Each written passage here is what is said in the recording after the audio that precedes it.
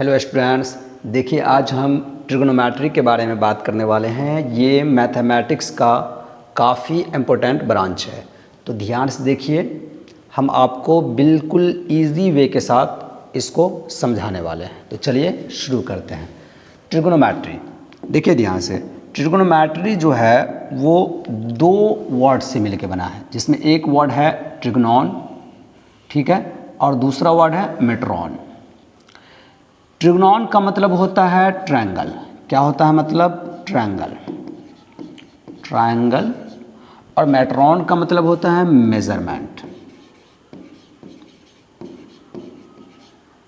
Measurement मतलब मापन। तो ध्यान से सुनिए, हम ट्रिग्नोमेट्रिक में ट्रायंगल के मेजरमेंट के बारे में पढ़ते हैं। मतलब अगर आपके पास कोई ट्रायंगल है ए बी सी, ए के अपोजिट साइड को हम ए मान लेते हैं स्मॉल ए, बी के अपोजिट साइड को हम स्मॉल बी मान लेते हैं, और सी के अपोजिट साइड को स्मॉल सी मान लेते हैं। तो इसमें अब ध्यान से देखिए, तो ट्रायंगल में कुल कितने एलिमेंट्स हैं? 6। 3 एंगल्स एट 3 साइड्स। तो इन्हीं 6 चीज़ों के बारे में हमको, अगर कभी ऐसा होता है कि कोई भी दो चीज़ गिवन है, मतलब कोई भी चीज़ इसमें गिवन है, और अगर हम दूसरा चीज़ निकालना चाहते हैं तो हम ट्रिग्नोमेट्री का यूज करके उस चीज़ को हम क्या कर सकते हैं? कैलकुलेट कर सकते हैं।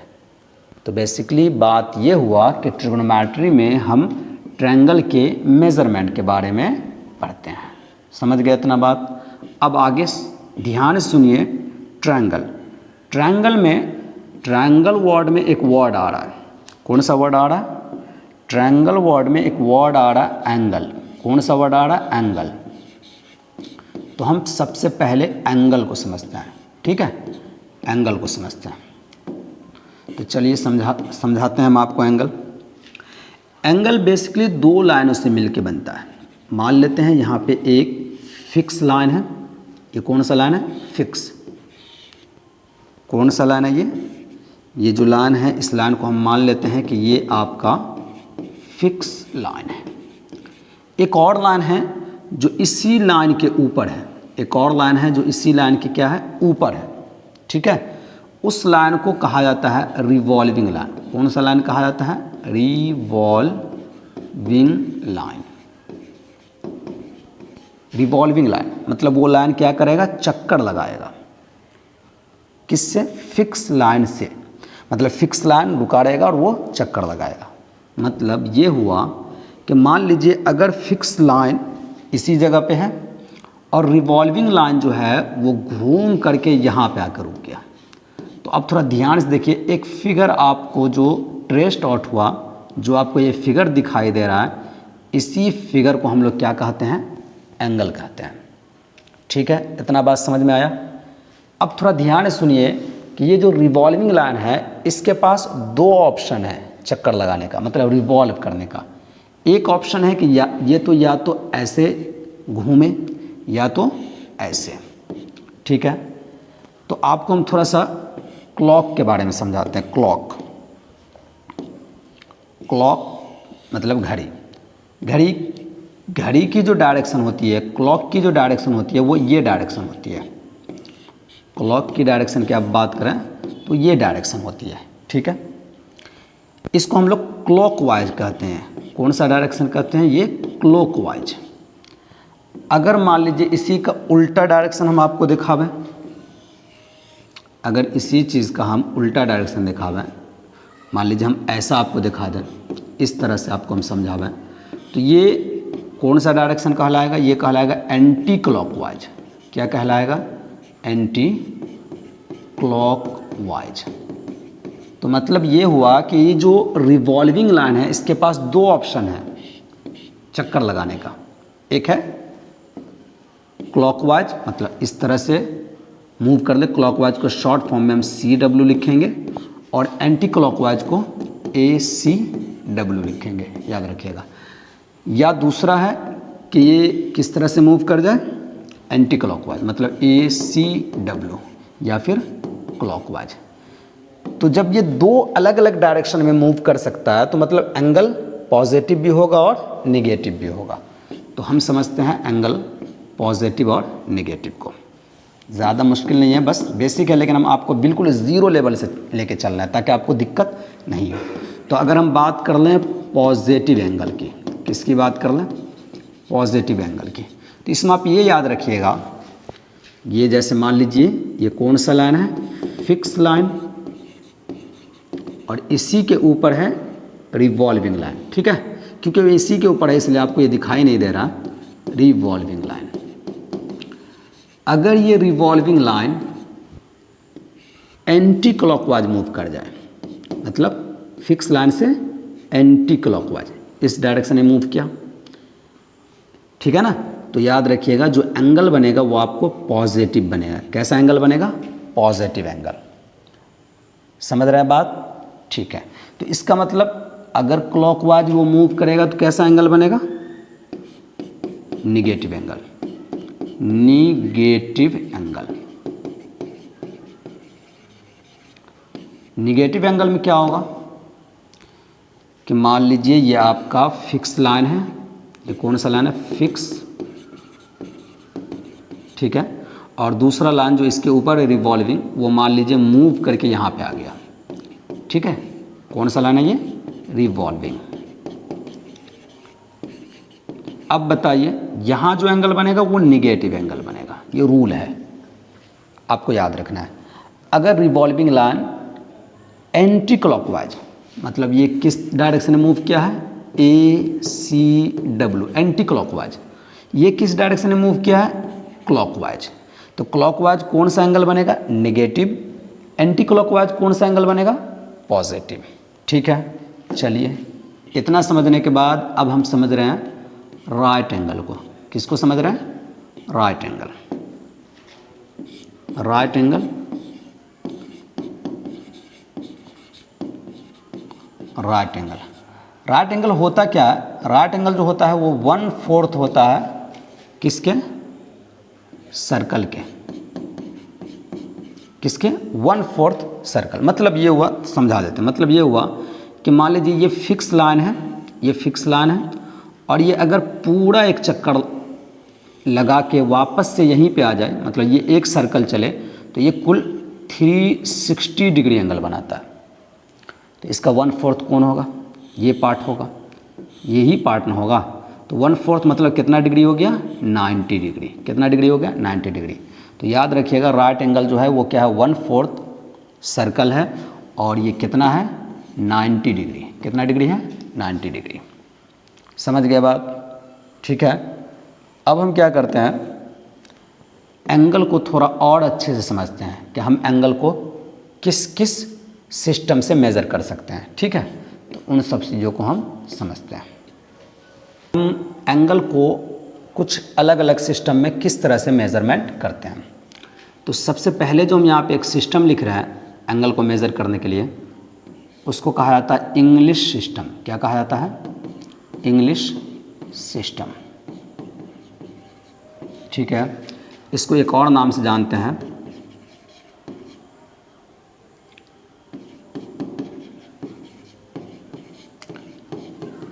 क्या है? Sexagesimal system. ठीक है, सेक्साजेसिमल सिस्टम। ये हम पहले से जानते हैं, हमने बेसिक क्लास में जितने भी एंगल को मेज़रमेंट किया है सब इंग्लिश सिस्टम से ही मेज़रमेंट किया। इसमें होता क्या है, याद रखिएगा, इंग्लिश सिस्टम में जो वन राइट एंगल होता है, वन राइट एंगल वो 90 डिग्री होता है। कितना डिग्री होता है? 90 डिग्री।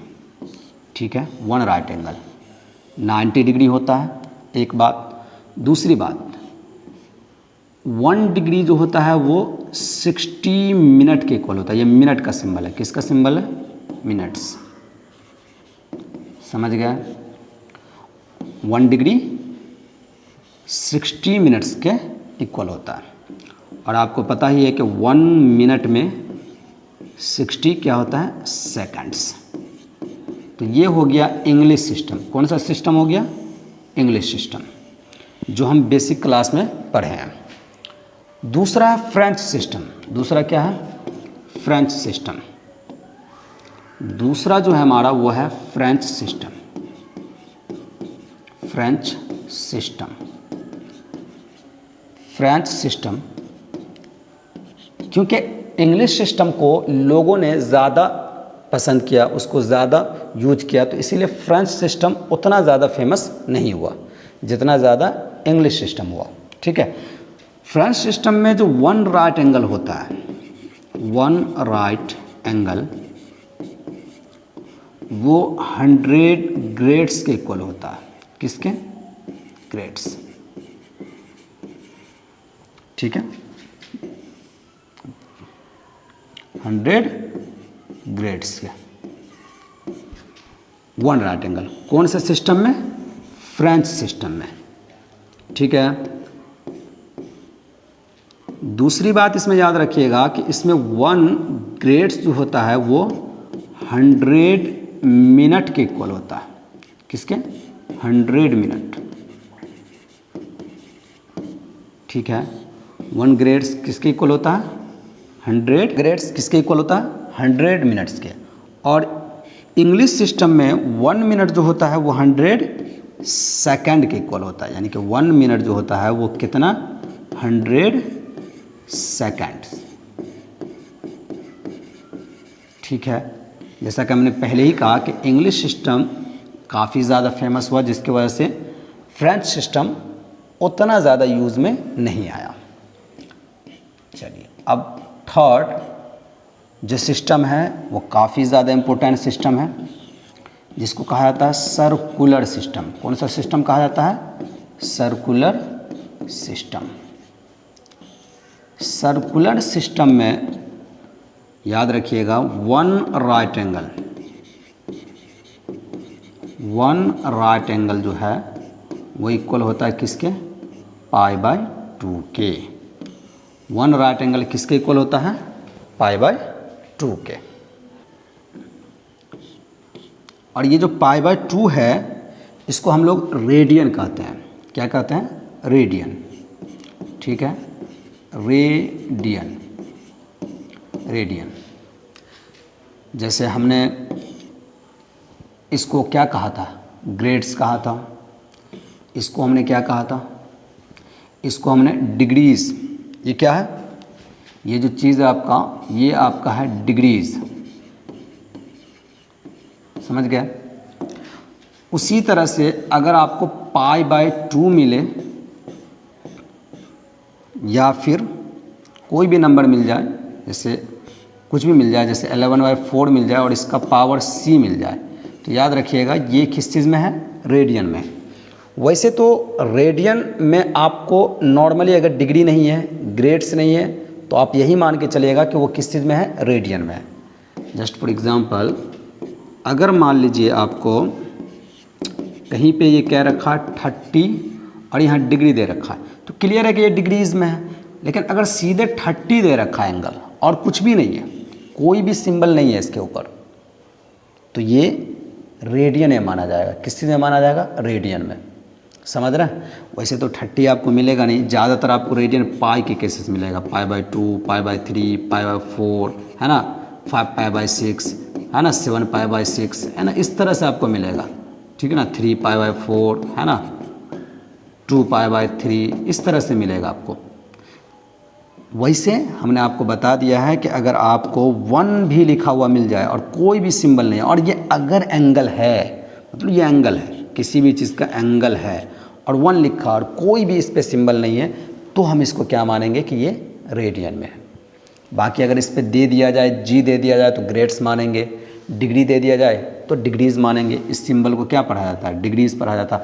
वैसे रेडियन का सिंबल सी होता है, लेकिन सी आपको मैक्सिमम टाइम दिखेगा नहीं। मतलब रेडियन का जो सिंबल होता है, जैसे डिग्रीज के लिए हमने ये डाला, ग्रेड्स के लिए हमने जी डाला, तो रेडियन के लिए ये डिग्रीज के लिए है। ये किस चीज़ के लिए है? डिग्रीज। ये किस चीज़ के लिए आता है? ग्रेड्स। और जो रेडियन के लिए होता है वो सी होता है। क्या होता है? सी। लेकिन आपको मैक्सिमम टाइम सी दिखेगा नहीं। ठीक है, इसीलिए हमने बता दिया कि जब ये नहीं दिखे, ये नहीं दिखे, तो हम क्या मान के चलेंगे? वो किस चीज़ में है? रेडियन में। ठीक है, अब हम थोड़ा सा एंगल के फॉर्मूला को समझ लेते हैं कि एंगल हम कैलकुलेट करते कैसे हैं। जैसा कि अभी हमने आपको समझाया एंगल के बारे में, एंगल के बारे में हमने आपको क्या समझाया कि एक फिक्स लाइन है ना, ये लाइन फिक्स है, ये कौन सा लाइन है, फिक्स लाइन। अब मान लीजिए इसी के ऊपर एक लाइन है जो रिवॉल्व करता है, और वो लाइन मान लीजिए यहाँ पे आ गया, यहाँ से रिवॉल्व करके इस जगह पे आ गया। तो इन्होंने ये कुछ पाथ, इन्होंने इस कुछ पाथ यहाँ से यहाँ तक इन्होंने कुछ पाथ कवर किया है ना। तो ये अगर आप देखिए तो ये जो पाथ है, हम मान लेते हैं कि ये एंगल इन्होंने थीटा ट्रेस आउट किया, तो ये जो पाथ है ये सर्कल का आर्क कहलाता है। क्या कहलाता है, आर्क। और इसको हम लोग किस चीज़ से डिनोट करते हैं, एल से। और ये जो फिक्स लाइन है ना, ये आपका रेडियस कहलाता है। फिक्स लाइन जो है ये आपका क्या कहलाता है, radius, which is called radius. और इसको हम लोग किस चीज़ से डिनोट करते हैं, आर से, क्योंकि अगर ये आपका एक पूरा सर्कल बनेगा तो ये रेडियस ही होगा ना, और सर्कल का कुछ पार्ट कट किया इन्होंने, तो वो क्या कहलाएगा, आर्क कहलाएगा। ठीक है।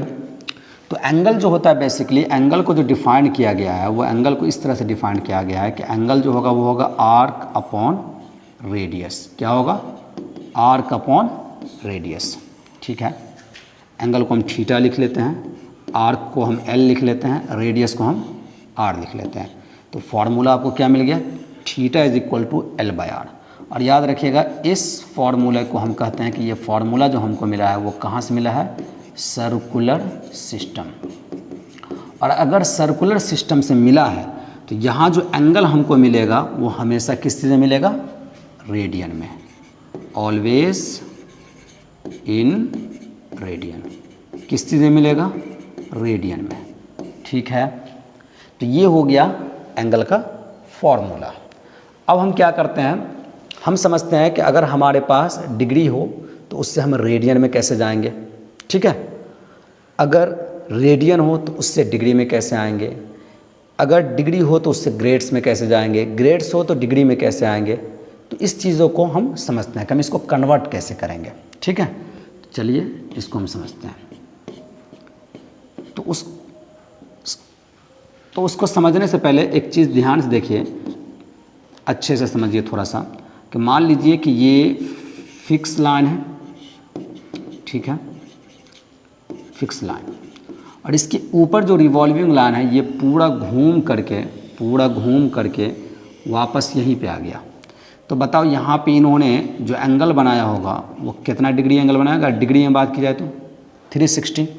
कितना डिग्री एंगल बनाया होगा, 360।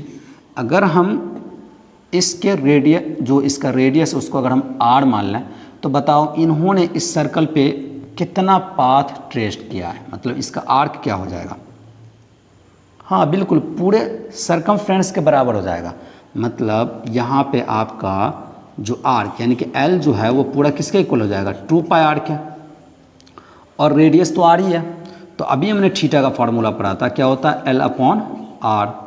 तो थीटा अगर हम यहाँ पे डाल दें, थीटा कितना है हमारे पास, 360 degree is equal to l हमारे पास क्या है, 2 पाई आर, और रेडियस आर है, तो आर से आर कैंसिल।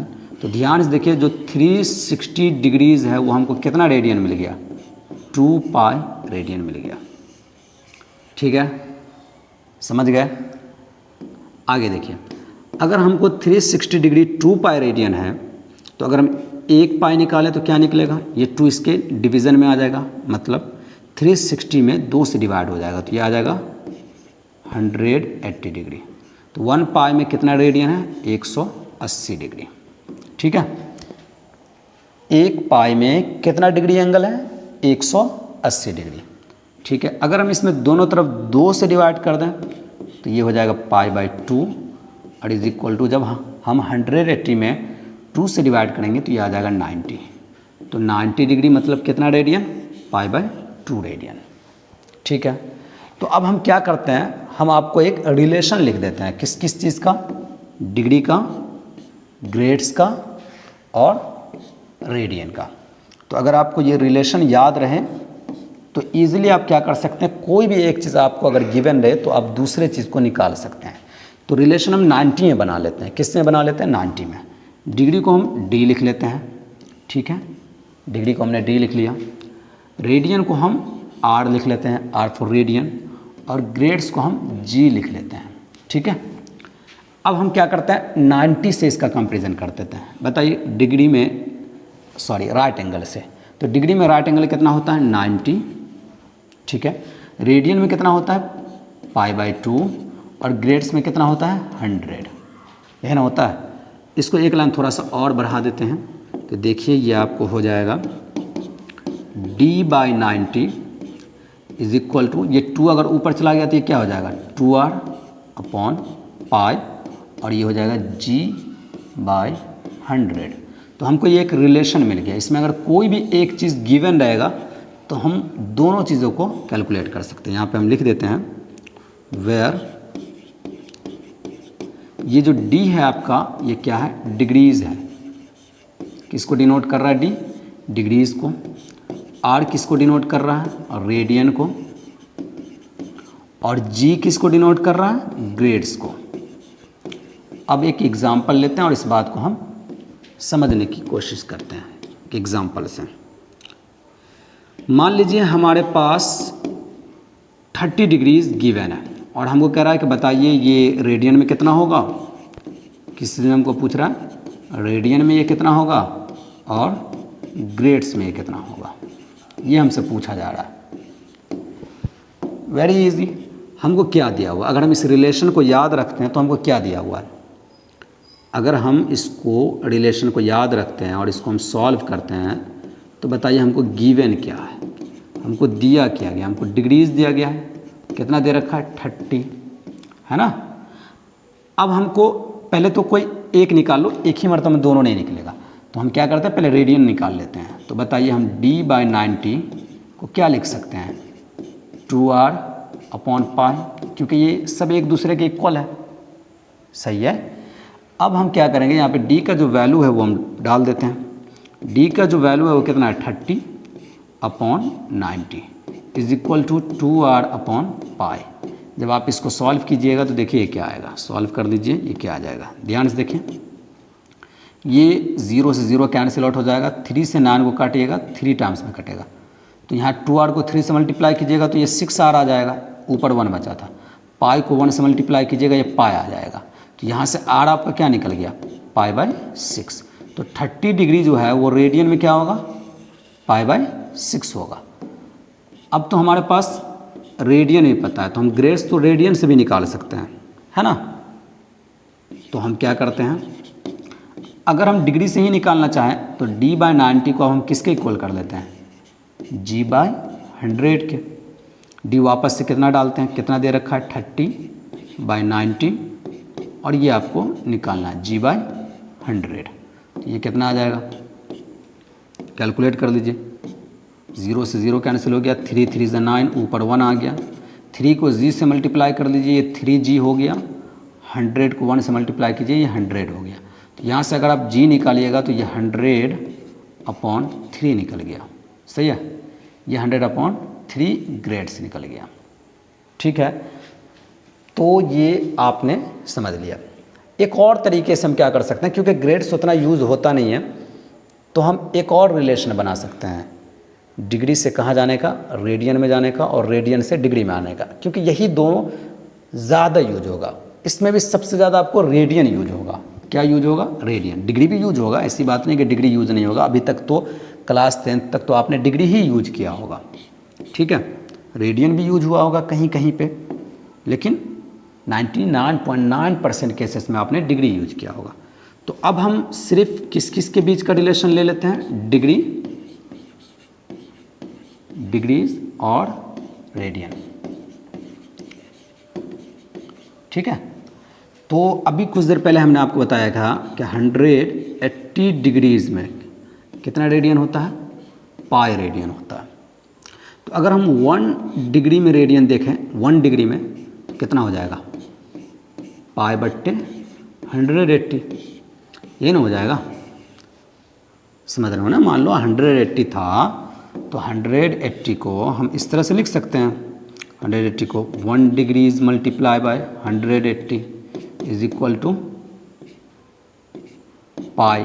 अब यहाँ से अगर 1 डिग्रीज को हम कैलकुलेट करते हैं तो ये क्या हो जाएगा, पाई अपॉन 180। सही है, तो हमने 1 डिग्री निकाल लिया। अब इसी का आप क्या कर सकते हैं, कॉपी कर सकते हैं। 1 डिग्री है तो 2 डिग्री भी निकल सकता है। अब थोड़ा ध्यान से देखो, 100 डिग्री पाई बट्टा 180 निकला है, तो इसके मल्टीप्लिकेशन में क्या होगा, 1। इसके मल्टीप्लिकेशन में मतलब ये हुआ कि 1 डिग्री जो है वो आपका 1 मल्टीप्लाई बाय पाई बट्टे 180 रेडियन है। ये 180 है। ये कितना है, 180 है। तो ये चीज़ आपका डिग्री में है और ये चीज़ जो आपका है वो किस चीज़ में है, रेडियन में है। फ़र्क नहीं पड़ेगा, 1 मल्टीप्लाई पाई बट्टा 180 ये इतना ही रहेगा। हमने इसको ऐसा इसलिए किया ताकि आपको थोड़ा सा समझा सकें कि अगर हम 1 को रिप्लेस कर देते हैं x से, किस चीज़ से, x से, तो x डिग्री को अगर हमको ले जाना है रेडियन में तो बस कुछ करना नहीं है, x को मल्टीप्लाई कर देना है कितना से, पाई बट्टे 180 से। तो ये चीज़ आपका किस चीज़ में आ जाएगा, ये चीज़ आपका आ जाएगा रेडियन में। समझ रहे हैं बात। एग्जाम्पल, मान लीजिए अगर हमारे पास 45 डिग्रीज़ हैं, इसको रेडियन में ले जाना है, करना कुछ नहीं है, बस 45 को आप मल्टीप्लाई कर दीजिए कितना से, पाई बट्टे 180 से। ठीक है, अब आपको इसको तो आप कट कर सकते हैं, है ना। कट करके इसको जब आप कैलकुलेट करके निकालिएगा ये आपको आ जाएगा पाई बाय 4। तो 45 डिग्री जो है वो रेडियन में कितना हुआ, पाई बाय 4। सिमिलरली अगर मान लीजिए आपके पास 60 डिग्री है, इसको आपको रेडियन में ले जाना है, कुछ करना नहीं है, 60 को मल्टीप्लाई कर दीजिए पाई बट्टे 180 से। जब इसको आप सॉल्व कीजिएगा ये आ जाएगा आपको पाई बाय 3। तो उम्मीद है आप समझ गए होइएगा। ठीक है, तो ये भी आप याद रख सकते हैं। देखिए ना, यहाँ ये जो हमने x लिख करके समझाया, तो यहाँ x मल्टीप्लिकेशन में आया तो अभी x के जगह क्या 45, तो यहाँ 45 आ जाएगा। यहाँ क्या 60, तो 60 आ जाएगा। ठीक है, समझ रहे हैं बात को, बिल्कुल बिल्कुल जीरो लेवल से समझा रहे हैं, घबराने की बात नहीं है। आगे देखिए, अगर हमको मान लो रेडियन रहे और इससे डिग्री में जाना रहे, रेडियन से कहाँ जाना रहे, डिग्रीज में, तो हम क्या करेंगे, सिमिलरली हम क्या कर देंगे, हमको पता है कि पाई रेडियन में कितना डिग्री है, 180 डिग्री है। तो इसको भी हम यहाँ, तो इसके मल्टीप्लिकेशन में 1 होगा, तो अगर हम 1 रेडियन निकालें तो ये क्या आ जाएगा, 180 अपॉन पाई। और ये चीज़ किस चीज़ में है, डिग्रीज में है ना। तो सिमिलरली इसके मल्टीप्लिकेशन में क्या होगा, 1 तो होगा। तो अगर हम x रेडियन निकालें, ऐसे रेडियन के लिए आप c दिखा सकते हो, नहीं भी दिखा सकते हो, तो करना कुछ नहीं है, बस x को मल्टीप्लाई कर देना है कितना से, 180 डिवाइडेड बाय पाई से। तो ये चीज़ जो आपका है ये आपका किस चीज़ में आ जाएगा, डिग्रीज में आ जाएगा। किस चीज़ में आ जाएगा, डिग्रीज में। चलिए उल्टा कर लेते हैं, जो हमने अभी निकाला था ना ये पाई बाय 3, पाई बाय 4 भी निकाला था। तो अगर हम एग्जाम्पल पाई बाय 4 का ले लें, किसका ले लें, पाई बाय 4, ये रेडियन है, इसको अगर हमको डिग्री में ले जाना है तो अब इसको अप्लाई कीजिए, मतलब पाई बाय 4 को आप मल्टीप्लाई कर दीजिए कितना से, 180 डिवाइडेड बाय पाई से। तो ये पाई से पाई क्या हो गया, कैंसिल, और जब 4 से इसको आप कैंसिल कीजिएगा तो 4 4 जा 16, 2 पे 0 20, 4 5 जा 20। देखिए ये वापस से कितना मिल गया आपको, 45 डिग्रीज।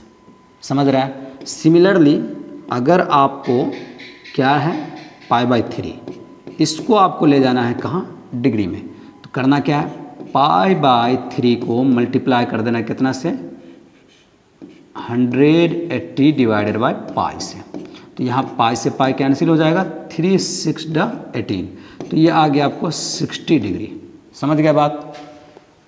ठीक है, तो इस वीडियो में फ़िलहाल हम इतना ही रहने देते हैं, फिर नेक्स्ट वीडियो में मिलेंगे जब वहाँ पे हमारे साथ डिग्री के साथ मिनट आ जाएगा, मिनट के साथ सेकंड आ जाएगा, तो हम फिर उसको कैसे कन्वर्ट करेंगे वो सीखेंगे, फिर धीरे धीरे हम सीखते चलेंगे। ठीक है, तब तक अपना ख्याल रखिएगा। और अगर आपको वीडियो में लगा है कि आपको सीखे हैं और अगर आपको और सीखना है तो वीडियो को लाइक कीजिए और इसको शेयर भी कर दीजिए, और अगर आपको सीखना है लगातार तो सब्सक्राइब भी कर लीजिए। ठीक है, फिर मिलते हैं, तब तक अपना ख्याल रखिएगा।